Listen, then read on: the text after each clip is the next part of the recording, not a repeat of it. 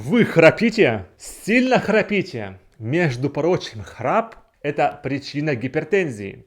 Храп и обструктивное апноэ сна, то есть периодические остановки дыхания во время сна, что приводит к гипоксии мозга и активации симпатической нервной системы. Это вызывает повышение артериального давления и может способствовать развитию устойчивой гипертензии. Исследования показывают, что у храпящих людей частота гипертензии значительно выше по сравнению с теми, у кого нет нарушения сна. И как перестать храпеть и дышать во сне полностью?